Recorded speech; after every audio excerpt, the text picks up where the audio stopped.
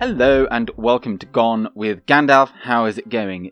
In this video we are learning what happened today in Middle-earth on the days between the 25th and the 27th of April 2941 of the Third Age. This is a pivotal stage or moment in not just the events of The Hobbit, because it also has repercussions for the events of The Lord of the Rings, which would 100% not happen without.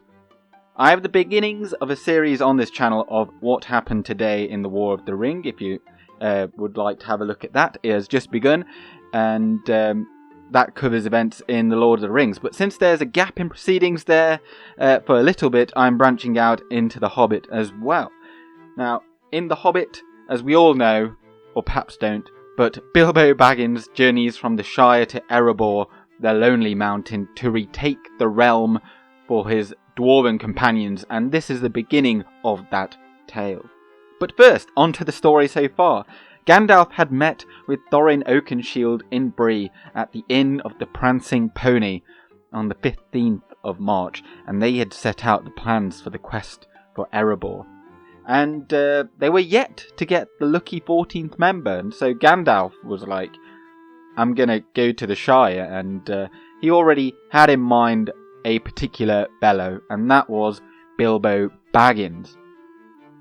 Now, he'd already tried and failed 2 weeks prior to meet him, but then Gandalf visited Bag End once more on the 25th of April 2941 and found him. Now, Bilbo had limited knowledge of the wizard, but knew of his fireworks from back when he was a wee lad.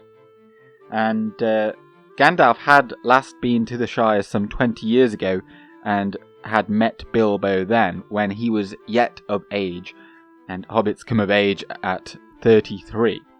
And at that point he was a very eager hobbit, very eager for adventure, and was wondrous of the outside world, which was quite rare for a hobbit.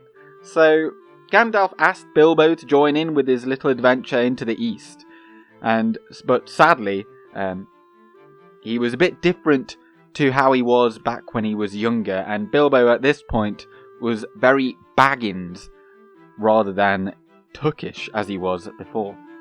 He was very comfortable in his home and had no desire to leave, and he'd also apparently got a little bit fatter. But Bilbo, rather than saying no to Gandalf, he was far too polite for that, and so he invited him for tea sometime as a gesture. Little did he know, the very next day, then, it was said to be a Wednesday, the 26th of April, 13 dwarves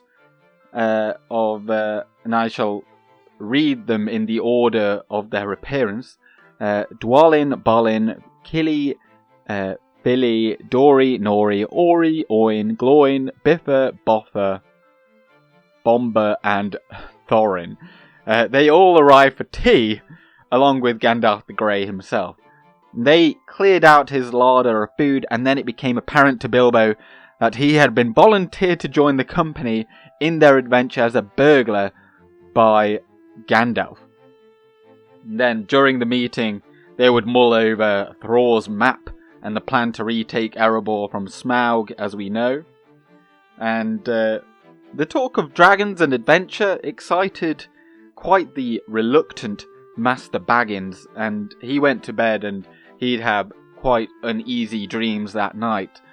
But then he woke up on the morning of the 27th, and he found the house empty, and he'd sat down, had probably a nice cup of tea, and the dwarves had already left promptly and were waiting for Bilbo at the Green Dragon Inn in Bywater, just down the road. And as he had woken up quite late, Gandalf had actually swung by, popped his head in through the door, and hurried him along to meet up with the dwarves. And this was quite a tragedy for Bilbo, because he hadn't even had a chance to finish his second breakfast, apparently. Absolutely unbelievable.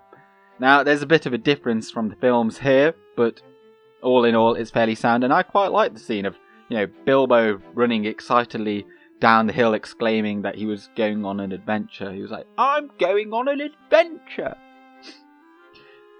Terrible interpretation. Impression, that's the word I was going for. And also, I actually loved the scenes of the dwarves at Bag End, and I thought that was one of the best scenes in the film.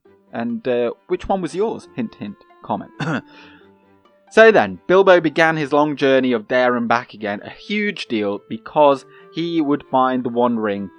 And also, after the liberation of the Lonely Mountain, the friendship and alliance of the men, elves and dwarves of that region was reformed and strengthened, which was critical for the outcome of the War of the Ring in latter years as well, since Sauron also brought war here at the same time as the siege of Gondor and the events that unfurled at the Black Gate.